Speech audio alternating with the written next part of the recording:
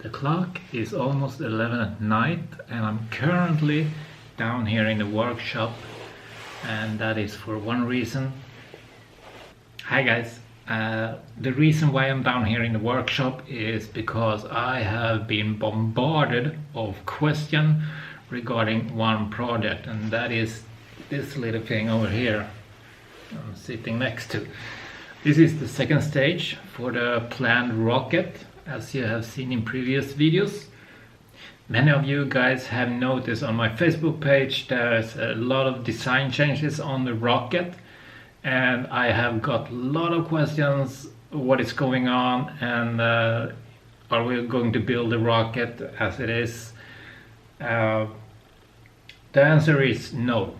The first rocket that we planned, that we are currently building on, it can reach orbit, but it can't really stay there because of we don't really have the delta V or the speed to stay up there. And the long-term goal is to stay up there and do some amazing stuff.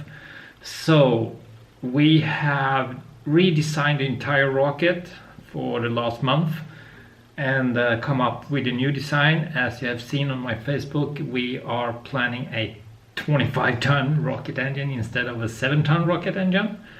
But side note is we will continue build the 7-ton rocket engine and test it, of course, to practice and learn how to start up and all that kind of things around the big rocket engines, because going from a 7-ton rocket engine to a 25-tonner, that's a big step. So we want to have a solid base of information and training.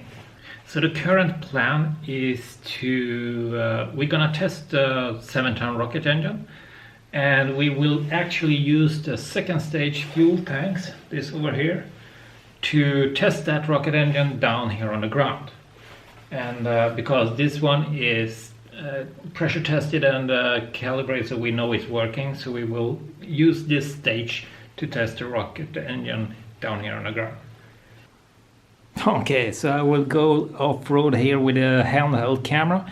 So over here we have the thrust puck, where we have the engine mount, and this is a gimbal nut that we're gonna use for the future when it's flying. But for now it will not fly. It will basically stand on its bottom part, which is this ring over here on the ground, and this is the LOX tank, and that is the ethanol tank. Oh, focus. That is the ethanol tank, and as you see, I have started to line up all the pressurization hoses, and if we go to the middle of the tank, you can see the main fuel line going down in the bottom of this tank system. This is the ethanol tank, as I mentioned, and this is the main fuel line, so it will go down, meet up with the fuel valves, and have an extension out to the rocket engine. And on the LOX side we have two ports. One of them is fill valve, and one of them is the pressurization and drain system, and that is what this pipe is for. And if we continue up on the top of the tank system, we have the same thing over here. This is the upcoming pressurization and drain for the ethanol tank. And also we're gonna have a fill valve over here. And we're also gonna put all the gas bottles up here for the pressurization of both tanks. And yeah, that's the plan for it. So how do we start up a 7-ton rocket engine, you ask? Well, we tend to keep the computer in the loop, so it has full control over the test. And doing so, we can also put a lot of sensors to the system and monitor what is really happening inside the rocket engine, inside the fuel tanks and all the piping. And the benefits of having a computer doing all the work is it can determine if something is about to go wrong, something we can't really see from distance. and it can basically shut down the rocket engine before something bad really happening. So that's why we're gonna use a computer and let that be in the loop or have full control of the test. So that's the benefit of having smart people that can do the software, like not mentioning any names now, but he's a really smart guy and he's doing all the software for the upcoming test of this thing.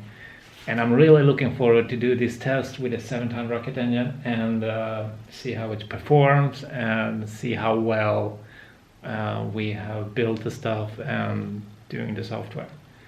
So yeah, that was a quick update and a quick rundown of the system for the second stage, what we are planning to do with it. And yeah, the only thing I have to do now is to close this place down and go home and go to bed because I'm really tired. So until then,